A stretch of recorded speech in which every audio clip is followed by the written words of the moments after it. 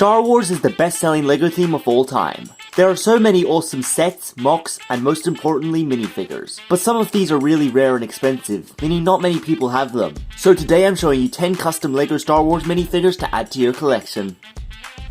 First up are the humans. I have 6 of these minifigures, so let me take you through them. First up is this background character. He's not a Jedi or anything, he's more of a ranger. He looks after himself, sort of like Han Solo.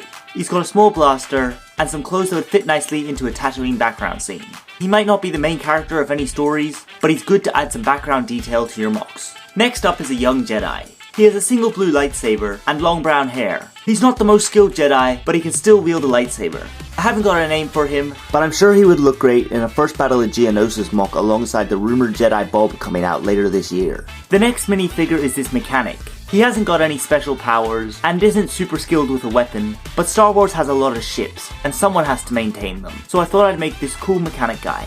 He has a hard-wearing black jacket and trousers to protect him from his dangerous work, and he's got a scratch on his face from working underneath a ship. Again, he isn't a main character in any story, but I think he came together really nicely, and looks great for a bit of detail in any Star Wars scene.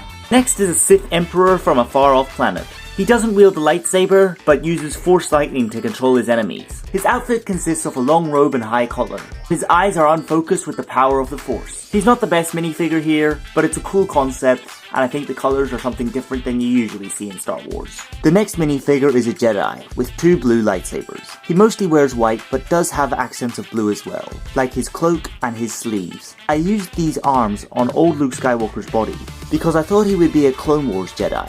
And like how Obi-Wan had clone armor during the Clone Wars, I thought similarly this Jedi could have some too. I think the contrast of the white hood and the blue cloak looks very well, and I think it's interesting to use such an evil looking face for a Jedi. The last human on this list is this Sith minifigure. He wears grey robes and has a red lightsaber. This Sith is young, but turned from the light side of the Force fairly early on. He only has one red lightsaber, but he knows how to use it to great effect. Though he is young, he looks aged from dealing with the dark side of the Force too much.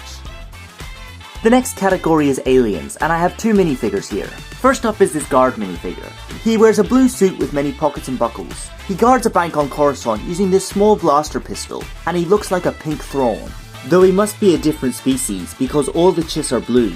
The other alien is this bounty hunter. He has a holster for his gun on his trousers, and wears tan robes buckled together across his chest. I was inspired to give him this cowboy hat by Cad Bane, because I really like the idea of an alien bounty hunter. And though he only has one small pistol, it's rumored that he never misses a shot. And he's definitely one of my favorite minifigures from this video.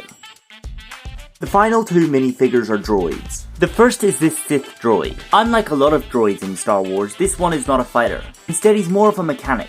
He loads and builds ships, and can open and bypass door codes. This droid would be used on big Sith builds like the Death Star and on Star Destroyers. While this droid doesn't carry any weapon, his ability to make deadly ships for the Empire is just as dangerous. And if you get in the way of one, they're much taller than a normal minifigure, so you'd have a hard time getting past. The next minifigure is this droid, and is my favorite in this video, because it took a long time to make it but turned out really great. It's about the same height as the other droid and uses a similar build, but has a different head and arms. The hands can twist so that it can hold anything in any position. They don't fit great onto the arms and are at risk of falling off occasionally, but when positioned correctly, can do the job. The head uses the Bloodstone from Marvel CMF Series 2 as a camera in place of an eye, and I use this wrecked piece as an antenna so that it can get good signal even when it's on abandoned planets. It carries this small pistol that packs a deadly punch. This droid is my personal favourite out of all the minifigures. So there are 10 different Star Wars minifigures you can add to your LEGO mock or collection. Not everyone will be able to make all of these, but hopefully I've inspired you to try and be creative and make your own minifigures.